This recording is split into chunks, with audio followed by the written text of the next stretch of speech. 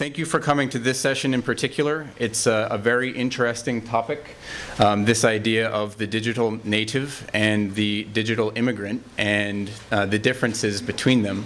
What I'm going to do is describe both sides of this ongoing argument that researchers and scholars and educators and parents have around whether or not this digital native, this new kind of person, is real, and if so, what the implications are for us as educators. I would like to be able to argue on one side or the other. It's a much more satisfying presentation to give when you're advocating strongly for something. However, and of course I do have my own beliefs about this based on the things that I've seen working with faculty here at Columbia on improving the teaching and learning in their courses, and hearing the things that they say about their students, the impressions that they have of their students, the problems that they see, the challenges that they face having to do with this idea of their students being fundamentally different than they are. I'm not going to be advocating for one side of this versus or the other. What I will do, though, is advocate for some considerations that I hope you take with you when this presentation is over, when you consider what the whole idea of this might mean to you as an educator or a researcher. The order of my presentation will be, I'll introduce myself and why I'm giving this presentation in particular in a moment. After that, why the debate matters at all. So why would we be presenting something like this at a conference like this one? The definitions of the arguments. So what do we actually mean by digital native or digital immigrant? What do the coiners of these terms mean by those things? And what impressions do we have about them? I'm going to present you with various rebuttals from actual research being done on this, and you probably are already very aware of this, and you don't have to take my word for it, but this is a very hot topic right now because for a lot of different reasons. Education policy in this country, new infrastructural designs coming into place. There are people who are advocating for certain decisions based on the idea of the digital native, and that's why it's a hot topic in particular. I'm going to be presenting what we know from research that has been done about this, the idea of the digital native, and then lastly, I'm going to finish with the implications for us as educators. Regardless of how we feel or what we believe to be true, what implications does this debate have for all of us? Okay, so before jumping into the debate itself, I want to introduce myself to you. I hope it's not too boring for those of you who already know me. My name is Tucker Harding. I'm an educational technologist here at CCNMTL, which is the Center for New Media Teaching and Learning. I've been here for 4 years, and what I do is work with faculty on addressing specific teaching and learning challenges in their courses. And these challenges vary very much. It can be something as simple as wanting to deliver courses that are more engaging to build student enthusiasm for a particular unit or for an entire course, or something much more specific, like every semester in week 3 I teach this one thing and no one ever gets it. How can I do it differently? And those are our favorite kind of problems to work on, I would say. I've also had the privilege of being able to teach here, most recently at SIPA in the Center for International Conflict Resolution. I co-taught a course on prevention of mass killing and genocide. So I've been able to see things from more or less both sides. I should also mention I'm a doctoral student at Columbia's very fantastic Teachers College. I'm sure most of you are probably familiar with Teachers College, but I would say a few things about it. It's the nation's oldest and largest graduate school of education. It's a phenomenal place to be studying education, teaching and learning, and it's been a great privilege to work there, and with the people there. They're truly dedicated to unlocking human potential, and I feel great pride in being able to be a part of it. Okay, so into the debate. Why does this matter? What's the big deal? Is it because all of the books and TV shows and magazine articles that we see are focusing on this new generation of learners being somehow different from earlier generations? In part.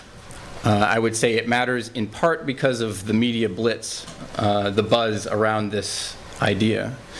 It matters to us in particular because my group works in education technology specifically.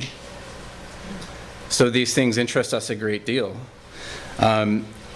But there's a more specific reason why it's of interest to us and why we would present it at a conference like this one.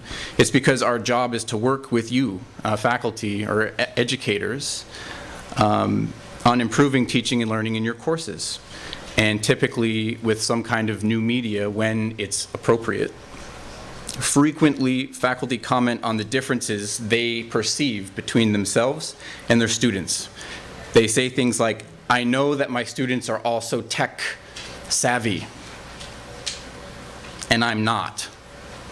And what interests us is that they sometimes use this perception as part of the diagnosis for a challenge that might be present in their class. Faculty perceive this divide, this generational divide, and it affects how they approach teaching their courses. They're seeing their students in this very particular way, a nuanced way.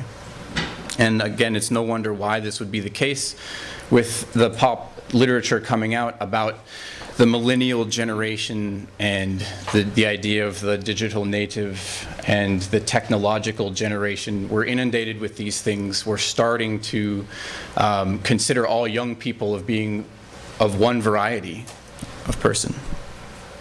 There are pressures to incorporate these technologies into the academy and into the classroom.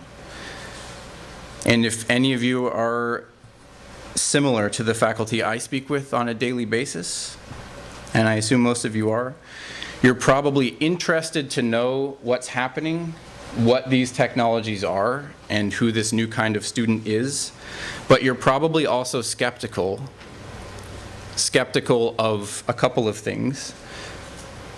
Skeptical of using new technologies in your classes because you feel that maybe you're not adept enough to use them or to use them well, contrasted with your students who are expert users of these things already. So there's an inhibition there. And you're also skeptical of what the educational outcomes of using some of these technologies would actually be because you haven't tried them before and because you didn't learn with these things. So when you were studying and undergoing your education and developing your expertise in your field, you didn't use education technology so much. And of course, education technology can be a very broadly defined concept. It could be a book. When we talk about education technology now, we're specifically talking about these computer-based tools. But because it's something that you didn't have when you were learning, the skepticism is that why should my students need these things? I didn't, so why would they?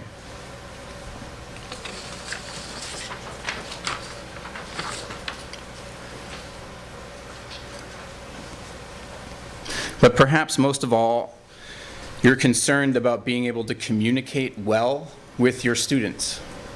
This relationship that you have with the students who are sitting in front of you in your course, when you attempt to convey certain messages to them, when you are attempting to get them to think about something in a new way, to consider a phenomenon in a way that they would not have considered it before coming to your class, if you feel like they are so vastly different from you, there's a concern that the way you had been communicating to them in the past might need to change because they're listening in a different way and they receive information in a different way. So lastly, I would say, why is this a big deal? It's because your ideas about your students, who and how they are these days, and your ideas about technology, what and how it is these days will actually impact your teaching. It will affect how well you teach. Not because of a particular change you'll be needing to make or one that has occurred, but because of an understanding you need to make sure that you have of your students and the world that they're experiencing, which is different from perhaps the one that you experienced when you were going through your education. And of course, those differences depend a lot on how you spend your time these days. But knowing your students will inform your teaching method choices, and that's important. Okay. So my hope is that after this session, you'll have a better idea of the debate itself and perhaps feel better about some of your skepticisms and maybe reconsider some of the assumptions that you have. Into the debate itself, when we hear digital native, we hear this phrased in a lot of different ways, actually. This term was coined by one author, Mark Prensky, back in 2001. It was very quickly locked onto by many people in the field of education in particular. But you instantly saw references in education research literature referring to and citing Prensky 2001, digital native, this idea. That's where this idea was first phrased in this way. But you will also hear it described as the net generation, the digital generation, millennials, and so on. The claim itself has three parts. The claim as Prensky would have it. The first is that young people of this new generation possess sophisticated knowledge of and skills with information technologies. And the reason for this, his explanation for this claim, is that because they've grown up with it from a very early age, their entire lives, in fact, because it's been there, they've had instant access to information through the computer. When they were in kindergarten, they may have started using the computer for various things. Because of these things, they've grown up literally with the technology. As the technology has grown, they were growing as well. And this might matter. And in fact, it makes it an instantly appealing case to think about this person being fundamentally new and different, because this is a new phenomenon. These advancements in communication technology are unprecedented. And so if there's a person who is in their formative years growing up with these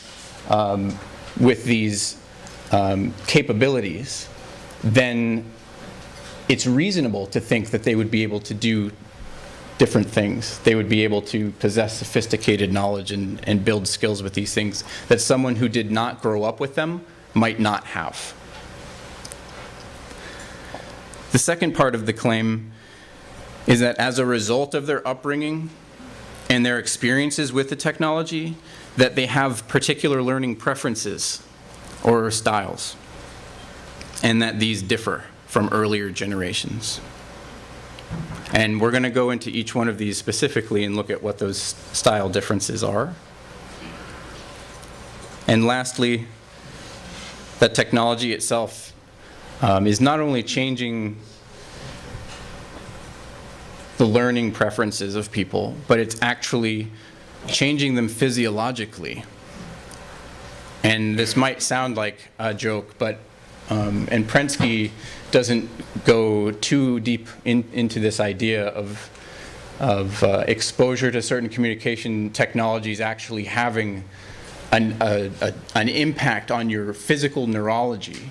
But there's plenty of research that is looking at that, and you'd be very surprised to know what they're learning and what they're observing, the actual changes that they're observing, and I'll mention those in a moment as well. If I was to condense this argument into two pieces for our purposes in addressing it, I would say it relies on two premises. One is that a distinct generation of natives actually exists, and two, that education has to change to meet the needs of this group.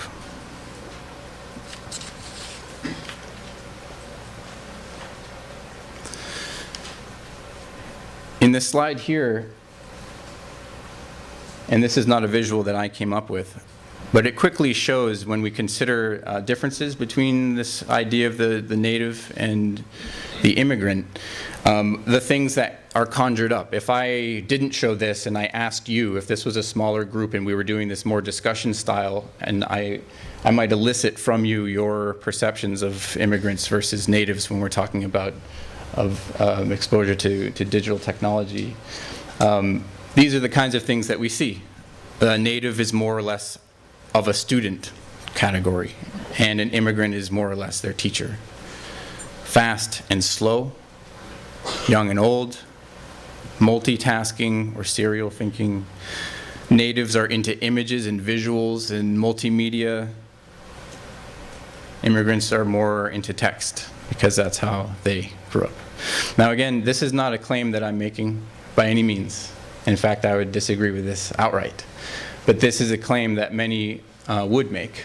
And this is a big part of the discourse that we see coming out of popular literature now, is this very strict dichotomy. You're either one or you're the other.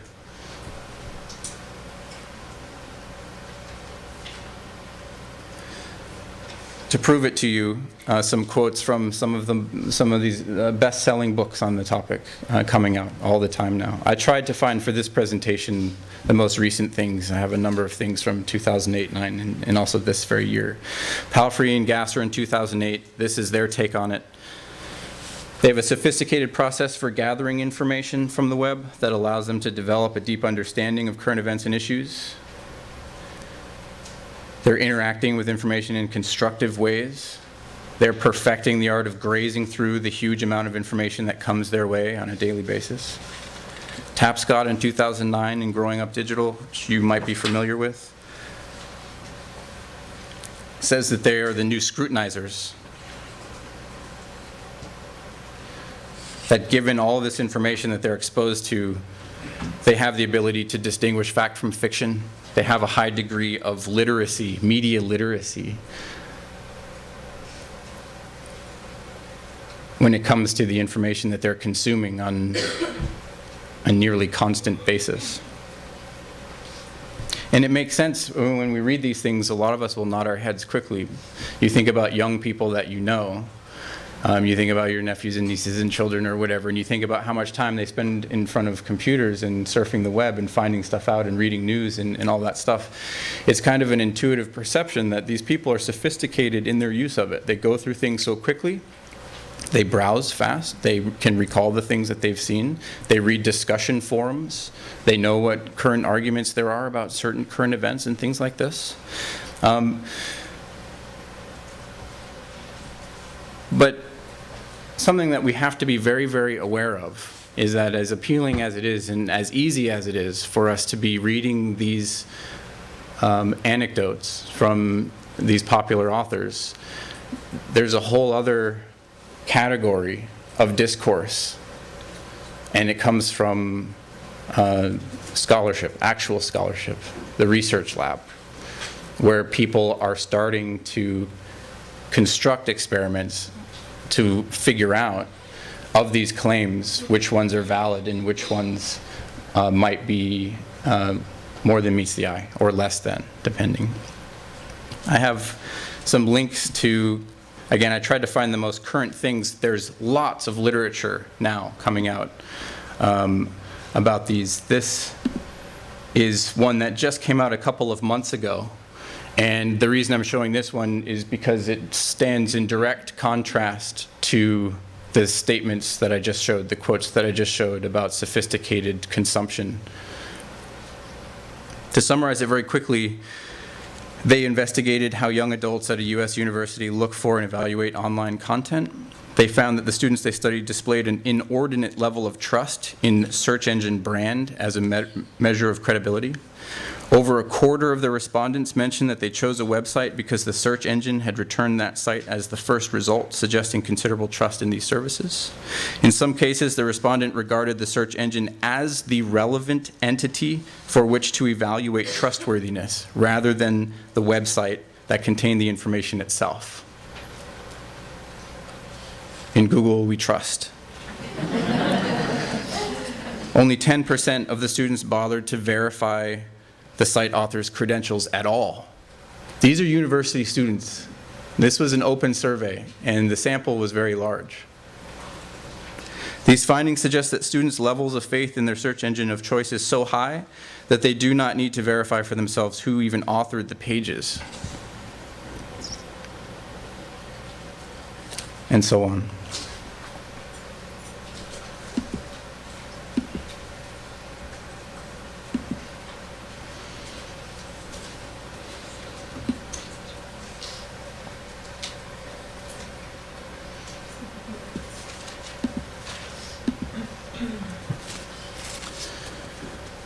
This was the conclusion of that one report, and I'm hoping that after this, and maybe in the Q&A that we can have, or if you leave a message on the forum associated with this session in particular, you can ask me for more information in other studies. The list that I have now is quite long of studies of similar results.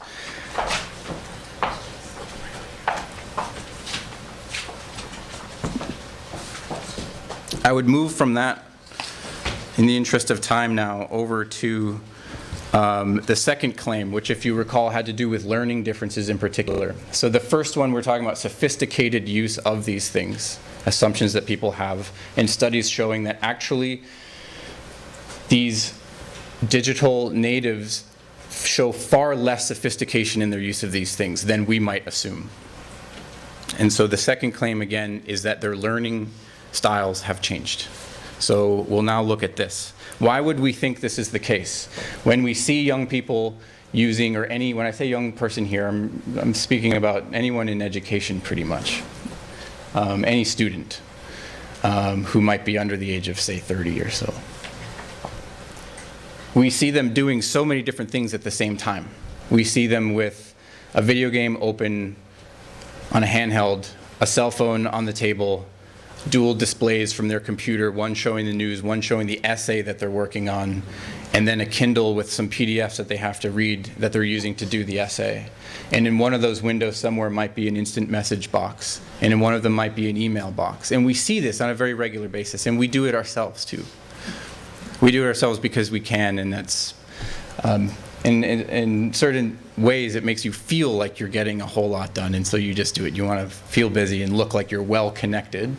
And young people, we do observe this, and it's very easy to think about this idea of multitasking being something that perhaps is one of these traits of a digital native. Something, because they're doing it on such a regular basis, they're building skills to be able to juggle so many different things at the same time and somehow end up getting their work done. It's actually very impressive to consider someone having different conversations at the same time and working on essays and things. I have one clip I wanted to show you from a Frontline special on this that I thought was very interesting. Every professor who looks out onto the sea of students these days knows there's email, Wikipedia, Facebook, Googling me, Googling them, Googling their next door neighbor that's happening in the classroom. Nobody who's been teaching for 25 years would say that our students aren't different now than they were then. I mean, they need to be stimulated in ways that This is Sherry Turkle. I don't know if you know who she is. She's a very great, even changes great how writer. teachers teach, because now the pressure is on teaching kind of scintillating PowerPoint things that will distract them from the web. So you've hit on most of the key points. When you're lecturing and you realize that you don't have 100% of the attention of everyone in your audience, it is frustrating. The question always comes up, how much do you want to compete with all the other distractions that students face? I have no idea how it's possible to do. You can come up with the glamorous photos, you can come up with video clips, but you don't want that to drive the content of the course. The students are really convinced that they can multitask successfully. They are convinced that they can check their Facebook, they can instant message, they can email, all at the same time, and listen to what the professor is saying. I just don't think that's possible. I feel like the professors here do have to accept that we can multitask very well, and that we do at all times. I love so this. If they try and restrict us from doing it, it's almost unfair because we are completely capable of moving in between lecture and other things and just keeping track of the many things that are going on in our lives. If you have an hour lecture, most likely that full hour is not going to be completely relevant or new information or something. Kind of taking snippets of things that you actually need or think that are interesting, I think allows you to kind of accomplish a lot of different things without just losing a complete hour, during lecture. Things to accomplish other things during that time frame. If I don't multitask, I fall asleep. So like if I'm in class and like I'm not engaged enough, I feel like unless I'm overwhelmed, I fall asleep. I think that if we actually want to go into the workplace and we're not using the, like, for example, Google or like any other search software like very efficiently, then you're just going to lose your job just because of how quickly things need to be done. Okay, pretty interesting. Going through that the first time, I had some good laughs. It is obviously a perception that students have of themselves as well. So we look at them and respect these abilities to multitask, perhaps, or the idea of them being able to do this. But the students themselves coming up through have great confidence in their abilities to juggle these different cognitive tasks at the same time. And they ask that we, as their educators, as their partners in education, respect that about them and respect the skills that they have that we might not have. What I would do now is show you some of the rebuttals against some of the claims made by the students in that video, students that you might have and others. In fact, it's probably of no surprise to you, given who you are in this room. You've probably seen some of the articles coming out. New York Times had one just a few weeks ago about how multitasking isn't what we really think that it is, and the tests of people driving cars and on cell phones. All of these things are all possibly part of something very similar. There are a couple great studies here, and I won't go through them in great detail. I'll just summarize them for you quickly. This one was out of Cornell. I'm just showing you the links because I find it helpful to actually see the titles of things when people tell me about literature, and that way it's easier for me to go back to it and double check what they're talking about. This was a study done specifically on students using laptops during lecture.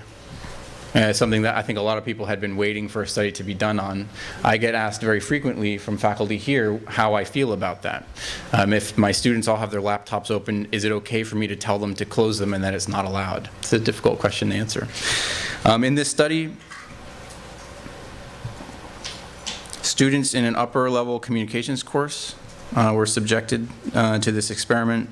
Two groups of students heard the same exact lecture and they were tested immediately following. One group of students was allowed to use their laptops and engage in whatever they wanted to, and the other was not. And tests like that, of course, are going to be controversial in and of themselves. But the results of these, and every time it's been replicated, have been pretty conclusive. That when students do have laptops open in their classroom, if it's not directed use, if they're just open and they're checking things and doing all of this other stuff, they generally recall far less of your lecture than when they're when their attention is solely on you or on the discussion that is taking place in the classroom. There's another study here. And again, every one of these studies, as you know, if you're familiar with the field of education research at all, it's very difficult to come up with effective methodologies for evaluating educational outcomes to begin with. So you have to remember when you read when you read studies like these in this kind of research, you have to couch it with the fact that studying learning and outcomes is very, very challenging to begin with. You can't put students in cages and isolate every single variable. But all of that said, this research is important because we have to constantly measure what we know versus what we think we know based on things that we've merely seen. Because just looking at something that you see happening around you, if it's unmeasured, it might be misleading. And I think that's part of what we're starting to get into now. This study from Winona just reported that laptop use reduced student learning and course performance explicitly. The correlation was extremely high. Laptops open, students did well. Laptops closed, or they did not do well. Laptops closed, they did much better. The Stanford study I won't open it, it had to do with different kinds of digital information coming in at the same time. So there would be a lecture, there would be a cell phone call, there would be a text message and an email and all of this. And the results are that when you have things that you're monitoring like that, it detracts from your ability to focus on a sole source of information coming in. These are things that we probably would have assumed and didn't even need to measure. Why are all these experiments taking place? It's because of this idea of there being a new kind of person who is not susceptible to these things that we know to be the case with ourselves. The last one that I will show, I will open because there's a great quote in here. This is also from Frontline's Digital Nation. I'm just going to zoom down. So this is a group at Stanford, and they are actively studying this phenomenon. And in this study in particular, they're looking at multitasking. They say they have not found something that multitaskers are better at than people who don't do it. As the interviewer talks to the PI on this, he has them explain, what the different variables are and all of these things. And this is the part that interested me most. What did you find out from your experiment here? Well, we were absolutely shocked. We lost all of our bets. It turns out multitaskers are terrible at every aspect of multitasking. They're terrible at ignoring irrelevant information. They're terrible at keeping information in their head nicely and neatly organized. And they're terrible at switching from one task to another. So we see people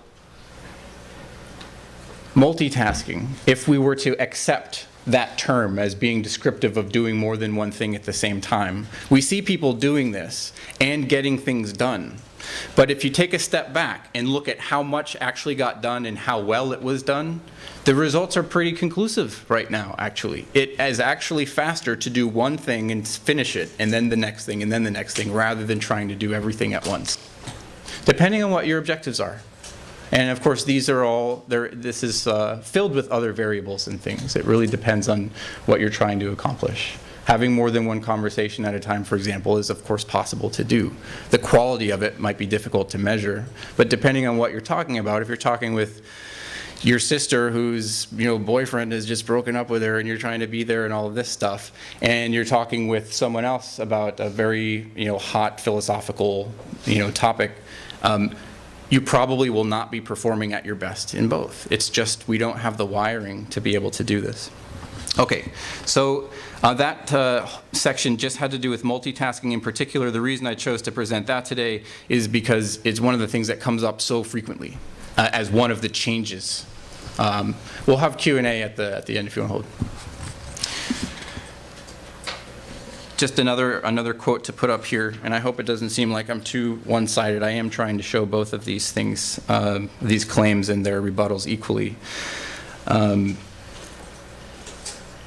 Oh, by the way, I will provide a bibliography of all this stuff for you, so you'll be able to just go through and check all this stuff out. I should have mentioned that earlier. Paul Kershney, his conclusion after another study, a very similar study, is that we need to resist the fashionable views of educational gurus, and I believe he's referring to the Tapscotts and the Prensky's of current literature, that children can multitask, and we should adapt our systems accordingly to keep up with them. He's saying we should resist doing this because the more we measure, the more we see that a lot of the things that we believe to be the case are actually not. As soon as we start to measure academic performance, we're learning that these new talents, these new skills, these new sophisticated uses are not what they might seem to be. That doesn't mean they don't exist, differences, but they might not be what they seem to be. The last category here in learning differences has to do with the use of social media in education. This is something that comes up all the time, and in fact, we already heard about it in the video clip that I showed. This, Facebook and Twitter and all of these social networking technologies.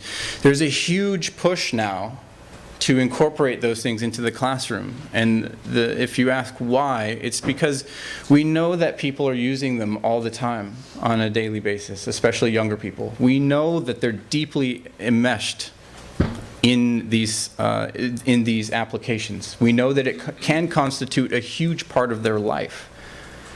I mean, we have lots of evidence of this, including very horrifying evidence about what can happen to a young person when their profile on one of these sites describes them in a negative way. I mean, we've seen the reports in the news recently about young people being bullied through these things. So they take it very, very seriously. So the idea is that because it's there and they're so engaged with it, they like it so much, should we take the fact that they like it so much and feed that into courses that might otherwise be so boring? And that's an important question. It's a key question, actually. Do you take something that a young person is enthusiastic about and almost like trick them into learning something by using the thing that they like? Lots of education philosophers in earlier times would say absolutely not. Dewey, for example, would say, if you create a game to trick someone into learning something, they'll assume that you also agree that that thing is boring. Right? Because if you have to trick them to learn it, they'll assume that, wow, this thing really must be boring. It's so boring we have to be fooled into playing this game, and oh, I accidentally learned some of these facts. So my problem with this, and this is a problem that's not unique to me at all, is that there's not a lot of research on this yet. There's just not. What's not good, though, is that the reports that are coming out, the research that has been done, is stuff like this.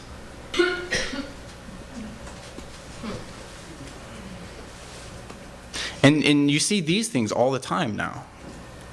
And it's kind of a catchy headline, like as a researcher, I want to know about this. So McGraw-Hill, educational book publisher, brings together social media and education experts to discuss the future of social media in higher education. What could be greater to know about? When you look at the stuff that they covered, your eyebrows start to, I don't know, twitch. Your brow might furrow. And as you go and you look at who is actually there, here's some of the panelists. You'll notice that a lot of the people doing this, these studies right now and being and advocating for these things so strongly are tied directly to these industries. And this is something that we should be aware of, and it's not necessarily a bad thing at all. In fact, the fact that they're involved with it might be a very good thing, because they have an expert level knowledge of these systems. But when we're looking at, when we're trying to understand the role, and this is very explicit, the role that these technologies have in education, going to proponents of it who have other interests in it is something to be very, very wary of. And if you do searches for this now, I assure you, you'll find very limited hard research showing the effects of these technologies. What you will find, though, are some research showing that when students are doing things like using Facebook while in class, that they perform worse. But that's not necessarily because of the social networking technology. Again, that probably comes back to multitasking. Okay, so I wanted to show you that, and again, my objectives here are to get you familiar with the state of both sides of this thing. I would show you this one little clip if it will play. Of the nation's 20 million college students, only about 6 million of them are your traditional 18 to 23-year-old. In fact, a full 25% He's speaking of them specifically are about over the age of 30. social media. I think one of the things that talks to is the demographic challenges in ways that people might think about engaging different audiences. It gets to be important in the classroom. I think one of the other things that has to get kept in mind in all of this is, of folks entering colleges and universities today, across all that 20 million, only about half of them will actually get a degree within the next 6 years. The number one reason cited for many of them dropping out is not to do with skills or capability or not being able to do the coursework. In fact, it's lack of engagement. Lack of engagement is one of the biggest problems we have today in getting more students through the college and university system. And if you look at the emphasis that the Obama administration is putting on money for open source courses or on increasing the number of college graduates, if we don't tackle the engagement problem collectively, we're not going to get more people through the system. If we don't get more people through the system, we're not going to have a more educated workforce, we're not going to get economic growth, and then we have all the other problems and issues that ends up raising. I think one of the great promises and the great potential of social media in higher education specifically is it's about promoting engagement. Okay, I'll leave it at that. So the claim there made is that the biggest problem in education is lack of student engagement, and that social media can be a solution to it because they like it very much.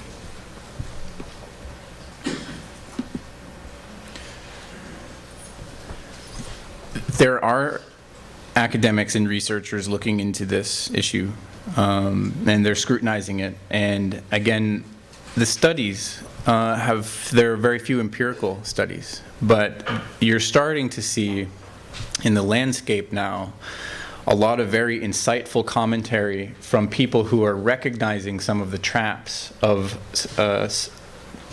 ascribing too much to these new things because of how popular they are. And this is one that I would point you to. Neil Selwyn spoke at a conference in Toronto, and he's a researcher. He works at an ed lab in the UK. And his biggest issue with all of this is that the buzz around using social media in education right now is very, very, and he has lots of evidence of this, is very self-referential. It's taking place within one group of people who are interested in it and they use it a lot. And they're studying it from more or less within it. And he says what's lacking is a critical discourse of people who are looking at it more or less from the outside and being able to see it for what it is, apart from their identity with it. And that's interesting. So he says one of the obvious this is a quote from him, one of the obvious limitations to current enthusiasms for social media is the self-contained, self-referencing, and self-defining nature of the debate. These are generally conversations that only ever take place between groups of social media using educators, usually using social media to talk about the educational benefits of social media itself. Outside the narrow edtech bubble, very few people are engaging with these discussions, and that's the truth, and this was very recent. So, and that's not to say, again, that's not making a claim about what they can or can't do. It's making the claim that right now we don't know. We just don't know. These questions are just being asked now.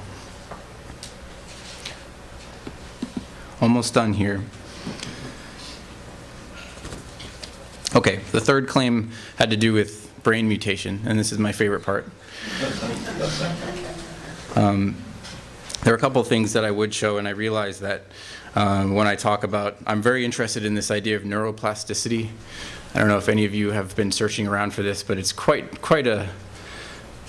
it's actually hard to explain how exciting it is, because for so many years we've been told that our brains form during a certain period of time in our lives, and then after a certain age, it's like that's kind of what you have, and that determines who and how you are, and then it's a matter of working with that for the rest of your life. It's very exciting to know that most of the research now that we're able to measure these things is actually showing that that's not actually the case, and that our brains actually change depending on what we decide to do with them for our entire lives. It is the case, for example, if you didn't know this, that if you right now locked yourself in a room and meditated for the next 5 years, maybe doing 8 hours a day or something, if they did an MRI of your brain before and after, they would actually be able to see differences. It's also the case that if you decided to take up a musical instrument now and spend time seriously focusing on it every single day and really putting yourself into it and practicing, they'd be able to see a difference in the structure of your brain. The thing that's nice about that is that it means that we have unlimited potential, and that everyone actually does. And that if you decide that you want to become good at something, you actually can. when we talk about natural talents for things, some of those do have a very observable physiological correlation from an early age. But the good news is that whatever those natural structures are can change. So if you decided that you wanted to put your attention into something else, as your brain changes, and as you become better at doing that thing, and as your brain changes because of that, you actually can recreate what you're good at. Of course, these things have to be studied much, much more, but they can measure that these neurological structures having to do with neurons themselves and the connections that are formed do change in response to what you use your mind for. The reason this is interesting is because now, to conclude, taking up this idea of there being a generational gap at all suddenly comes into serious maybe reconsideration, at least. We've looked at how some of the claims made about digital natives being so unique, some of them are just perceptions that we have that aren't yet measurable. And we have to do our best to really try to find the truth in all of this. And we can, again, look at our young friends, our children, and our relatives and so on, and we can see them doing things that maybe we never did. But we have to be very careful not to ascribe certain capabilities or certain meanings to those things when we're not quite sure of what they might be yet. And the same is true for ourselves. For those of us who did not grow up with these technologies, there's this belief that it's not your thing because it wasn't a part, because you're not a digital native, you're not a tech person, it's not your thing, it's for them. And hopefully, after looking at what the them actually is, you would have some other ideas about maybe what that distinction, or how strong that distinction between these groups, this generational distinction, actually is. There's a great study out of the Journal of Computer Assisted Living. It was comprised of 4 different articles, and I highly recommend reading these. They were excellent. Just the way they were written, everything was great. You'll really like them. The title of this issue is Describing or Debunking the Net Generation in Digital Natives, and they address these things explicitly. I saved it for last because you could really just take this and run with it if you wanted to know everything there is to know about this stuff.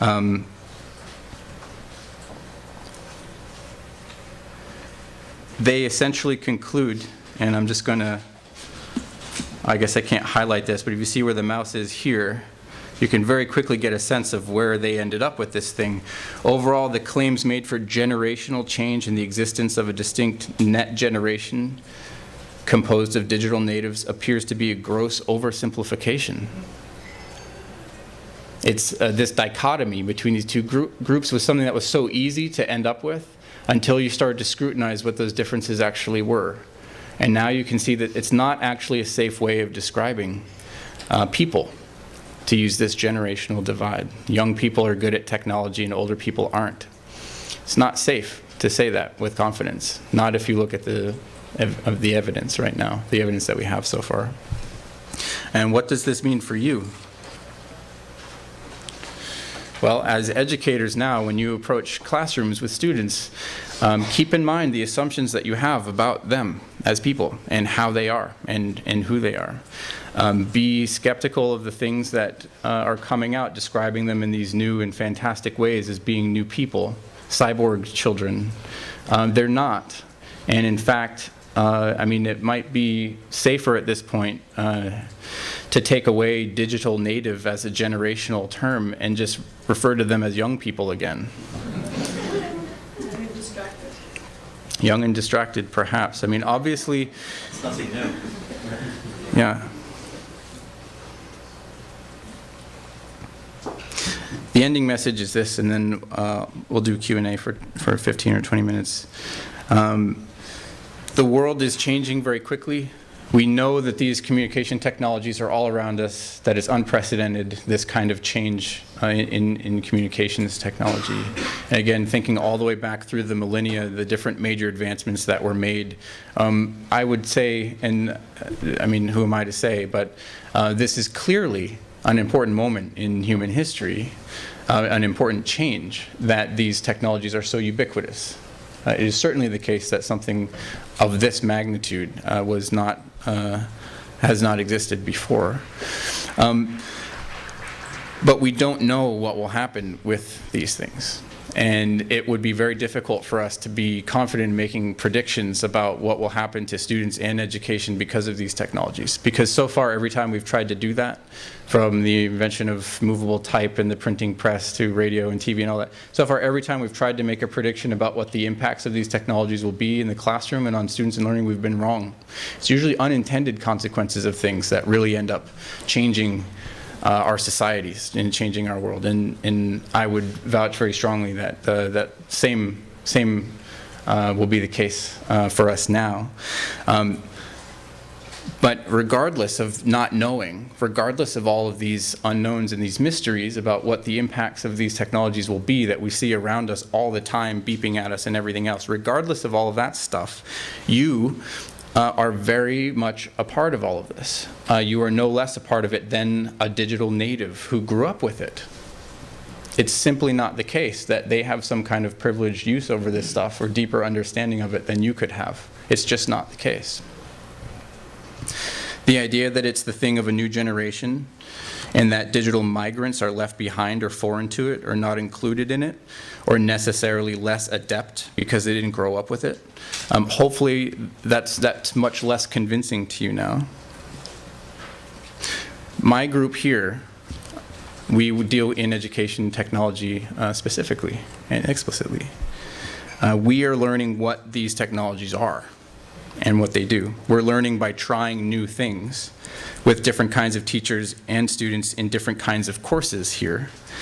Something we've learned along the way is that when where a piece of educational technology, whether it be a content management system, a computer simulation, or a fancy visual or any such thing, if it is the belief within the instructor that the tool does any teaching directly, or that the technology is for the students and not the instructor, or that the students will be happier or more engaged simply because of this thing that's present now, for its own sake, being what it is and being who they are, it will probably fail educationally.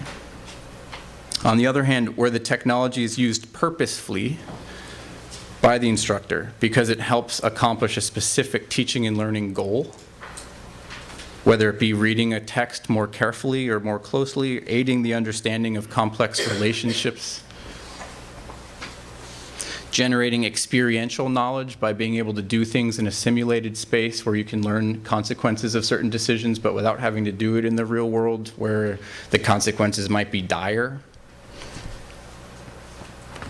or whatever. If it is used in that way, we believe you will find and be responsible for educational successes that might not have been possible without you and the technology together. Or at the very least, it would be much more difficult to have accomplished those things. So that's it for me.